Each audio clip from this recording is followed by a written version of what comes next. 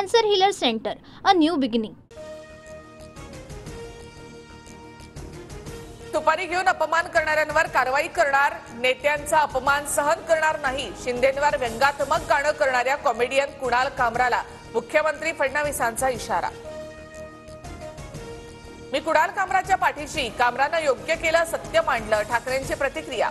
तर नागपूरच्या दंगलीची सुपारी कोणी दिली होती असं म्हणत ठाकरेंचा फडणवीसांवर पलटवार. मुंबईतील युनिकॉन्टिनेंटल हॉटेलवर पालिकेची तोडक कारवाई. बेकायदेशीर बांधकाम पाडण्याचं काम सुरू. याच हॉटेलमधील सेटवर कुणाल कामराचा शो झाला होता.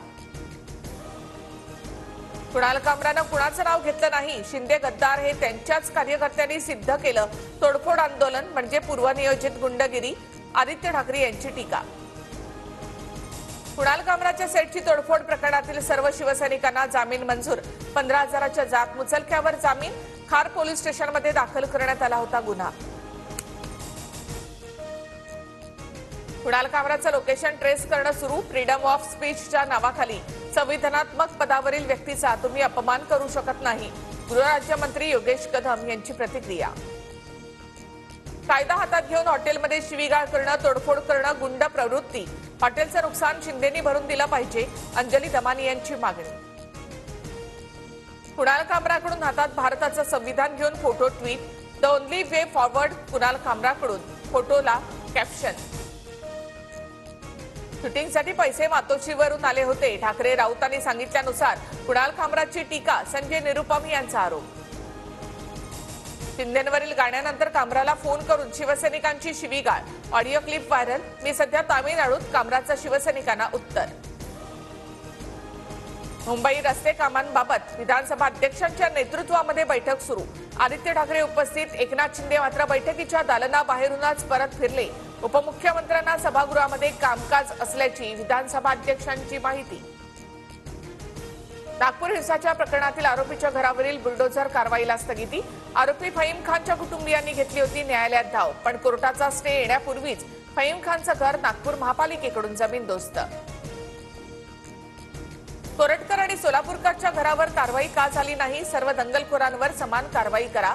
संजय राऊतांसह अनिल परबांची टीका. माझ्याकडे बंदूक असते, बघून घेईन. पाथरीचे माजी आमदार दिगंबर वडीकर यांच्या मुलाची कालवा निरीक्षकाला धमकी. Audio clip viral. वरखेडवरून वडीला जाणाऱ्या कालव्याचं पाणी बंद केल्यामुळे गोविंद वडीकरांची धमकी. एकटं सोडता येत नसल्यामुळे मुलाला दगडाला बांधून आईची मजुरी. मुलाला बोलण्यास अडचण. उपचारासाठी आईकडे पैसेही नाहीत. साताऱ्यामधल्या मजूर कुटुंबाची संपूर्ण जबाबदारी उपमुख्यमंत्री शिंदे घेणार. 26 मार्चला विधानसभेच्या उपाध्यक्षपदाची निवडणूक होणार. तर उद्या दुपारपर्यंत अर्ज दाखल करता येणार. नाशिकमधील कुंभमेळ्यावरून साधू महंतांमध्ये वाद. त्र्यंबकेश्वर नाशिक कुंभमेळा नाव करण्याची एका गटाची, तर नाशिक त्र्यंबकेश्वर हीच ओळख ठेवण्याची दुसऱ्या गटाची मागणी. पुण्यामध्ये आमिर खान आणि संतोष देशमुख कुटुंबियांची भेट. संतोष देशमुखांचा मुलगा विराज देशमुखला मिठी मारत आमिर खानकडून सांत्वन.